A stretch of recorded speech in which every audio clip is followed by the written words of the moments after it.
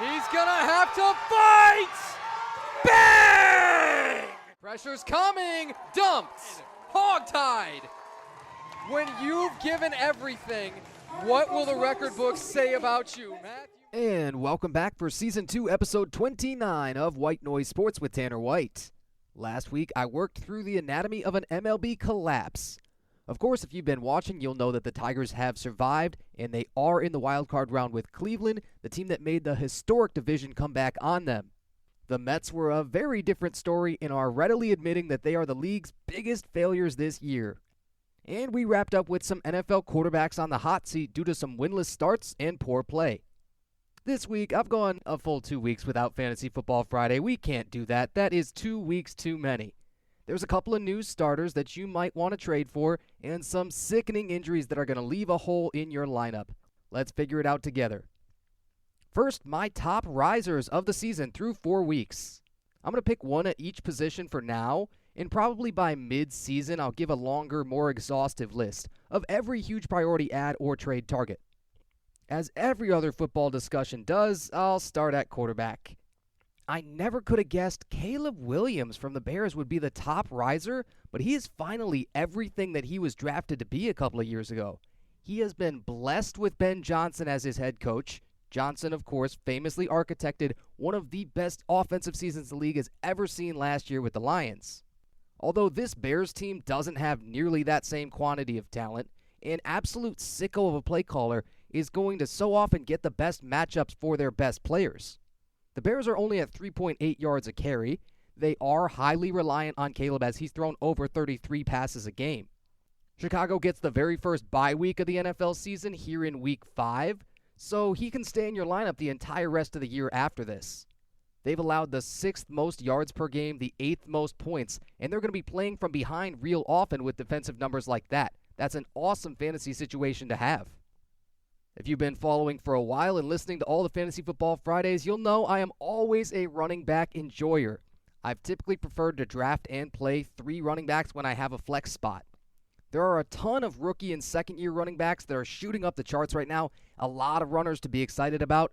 The most obvious answer is going to be the Raiders' number 6 overall pick, Ashton Jeanty, who just scored 3 total touchdowns in the strangest way we've seen recently. 2 receiving touchdowns on 2 catches for 17 total yards. Then an absolute workload on the ground with 21 carries for 138 and another tud.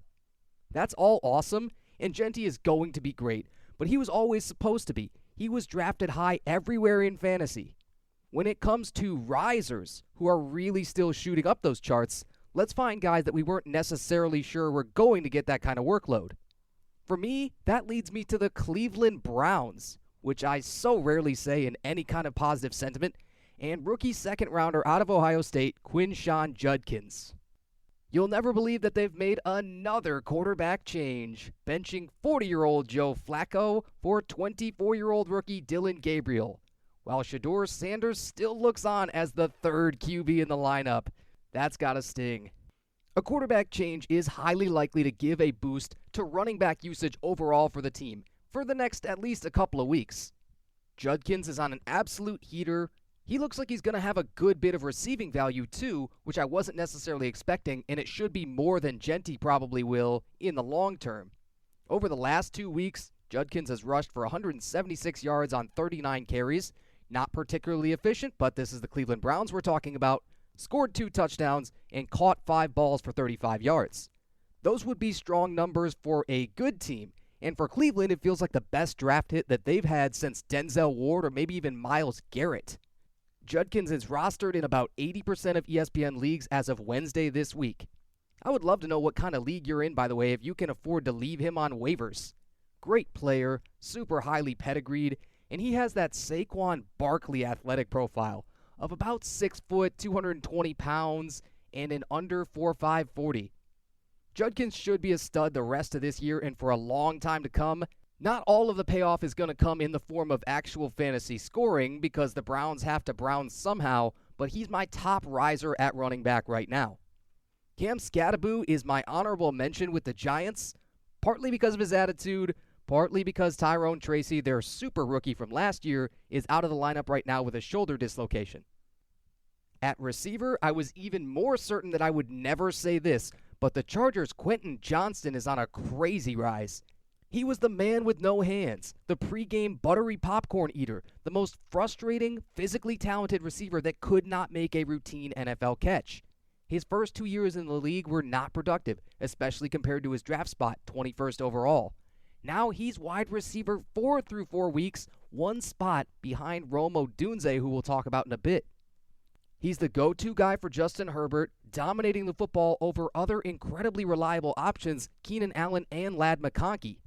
What I fear is going to happen is that all three of these guys are eventually going to find a really good balance, and they'll all be sort of fringe players because the ball will be spread around so much, but none of them are going to be stars. That said, fear is not how you win at fantasy football, so if you believe he's turned his career around and is going to keep up a pace of 337 yards and 4 touchdowns through 4 weeks, then maybe he's the trade target that you need. At tight end, I am a victim of recency bias, but I'm also not. And what I mean by that is Darren Waller is my number 1 riser. If you don't recall his story, he's been through a saga. He came into the league with the Ravens in 2015. He struggled with addiction and mental health issues, and he took 5 years to become a full-time contributor, catching on with the then Oakland Raiders. He made some magic there for 2 years. 2019, 2020, he was dynamite. You're talking 12 touchdowns and over 2,300 yards in that span.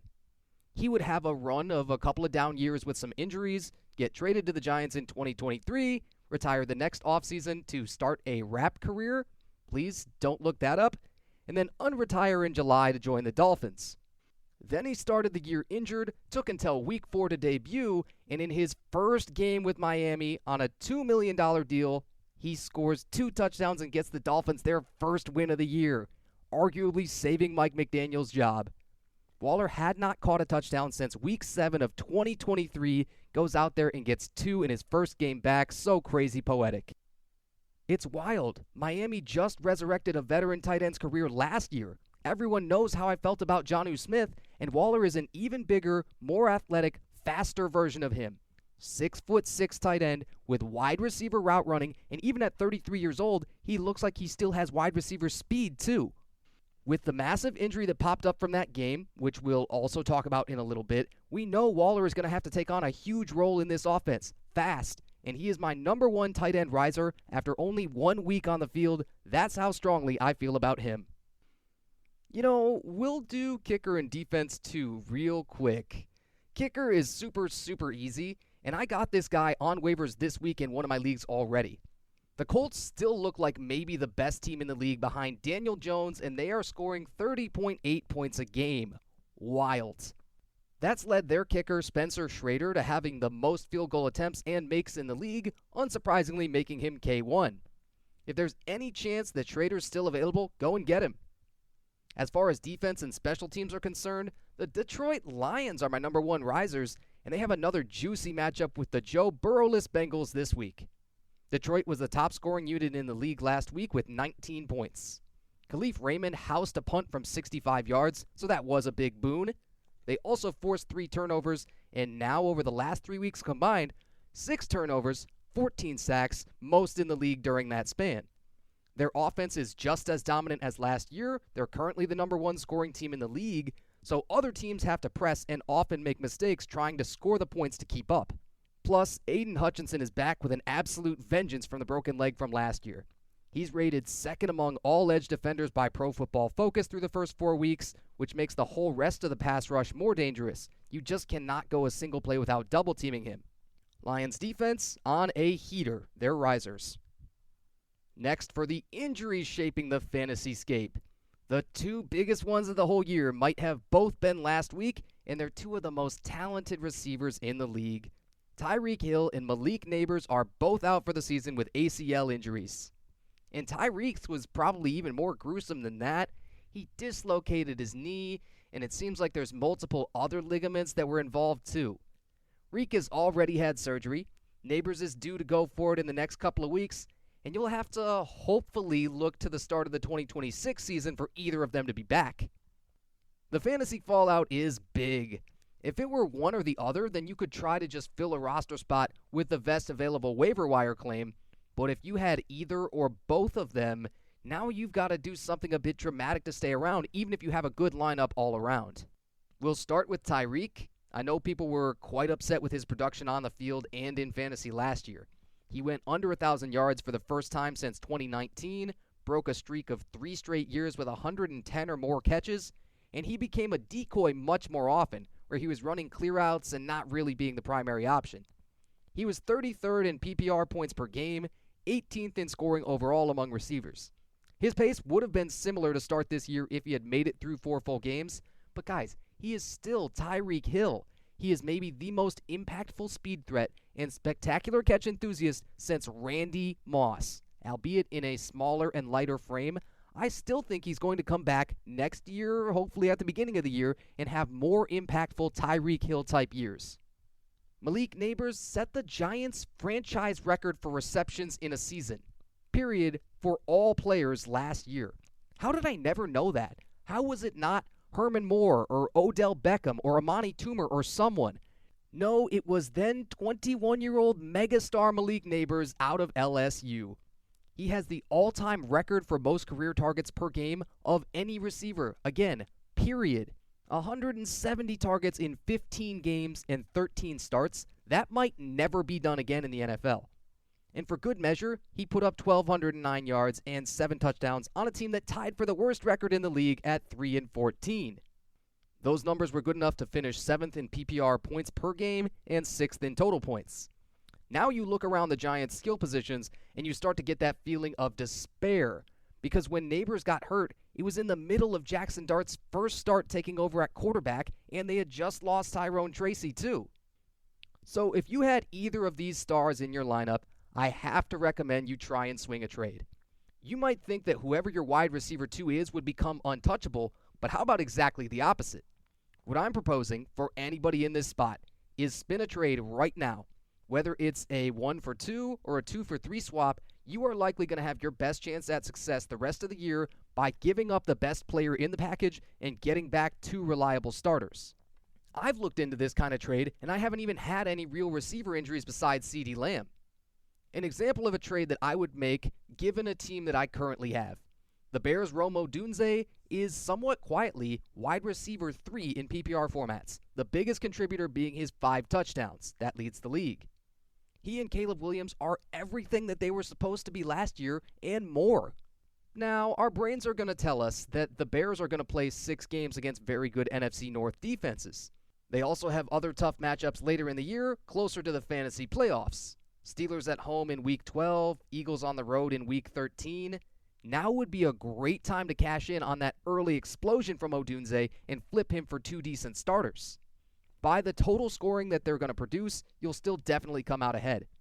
I've already looked up and down lineups throughout the league to find good targets, but let's throw names out there. Let's say the Colts' Michael Pittman and the Chargers' Keenan Allen, some kind of package like that. They can both start every week. That's how I would manage it, and you might be running out of time if you want to snag some starting caliber receivers. So as I record here on Thursday afternoon, we're less than an hour from first pitch of the first Game 3 in the MLB Wild Card round. The only team to sweep in the Wild Card, it was the billion-dollar Dodgers over the Reds. Try to contain your surprise. I figure I'll predict all 3 of the rest of these, as they're all going to be played tonight. That's Thursday, and then the division round is going to start on this Saturday, October 4th. Tigers and Guardians is up first, and as a Tigers fan, I would have loved to start Jack Flaherty in this spot last year. In 2025, no, not really. He can still strike out everybody in the building and be a dominator, but he's been one of the most frustrating starters in the whole league. He didn't go deeper than 5 innings in the entire month of September and had 2 5-inning starts in which he threw 99 and 95 pitches. The Tigers' bullpen was noticeably rocky in the second half, along with every other part of their roster, to be fair. Cleveland has a positively lights-out bullpen that hasn't given up a single run in 7 1/3 across 2 games in the wild card. They're coming off of this magical chase down of Detroit, and their offense took off in the 8th inning of Game 2 when they had scored only 1 run up to that point in the game. My heart says the Tigers' bats will finally figure it out, break the whole second half slump, put up 5 runs, winning something like 5-3. My head says they're in danger of fizzling out, and if Cleveland has the lead after 6 innings, the game might be over with the Guardians winning, say, 4-1. Of course, I hope for the former. The Padres and Cubs play the second game of the evening. I often forget that Yu Darvish is still in the league at 39 years old, but he'll be starting for San Diego against the Cubs' Jameson Taillon. Darvish has 13 postseason starts under his belt to Taillon's 2, and I think that's a big advantage. Darvish's regular season numbers weren't pretty, 5-5, 5.38 ERA and 15 starts, with his velocity really down to indicate that this is the twilight of his career. The Cubs offense scored the 6th most runs.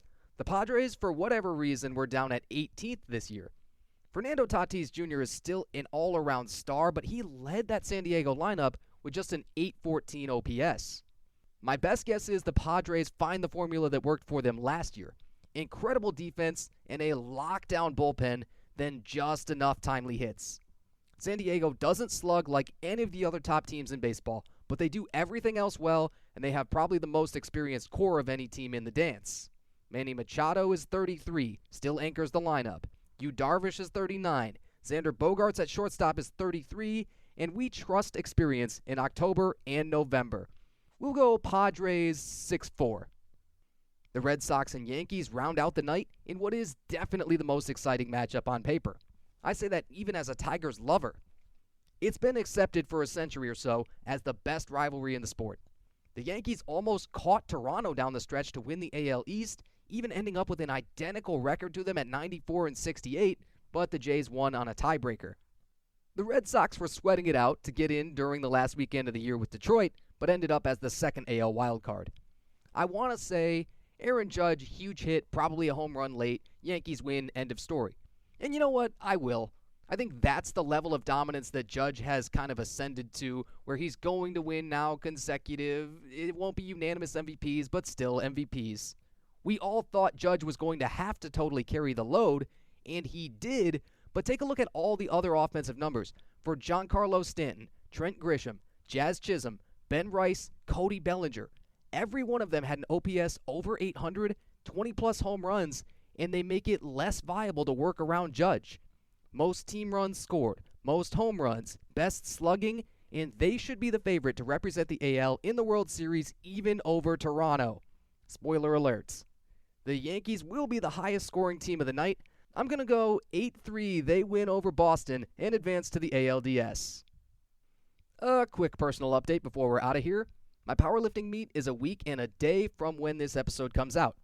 Again, I'm competing in Powerlifting America's Irongeddon 2.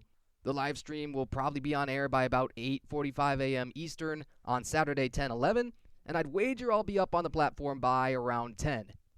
Thanks for coming back week after week, or if you're relatively new here, happy to have you. Either way, check out all my socials. Instagram, TikTok, Threads, @TheVoiceOfTanner, X, just Voice of Tanner. YouTube is the whole thing spelled out with spaces. Catch you next week. This has been Season 2, Episode 29 of White Noise Sports with Tanner White. Thanks for joining me. He's gonna have to fight! Bang! Pressure's coming! Dumped! Hogtied! When you've given everything, what will the record books say about you, Matt?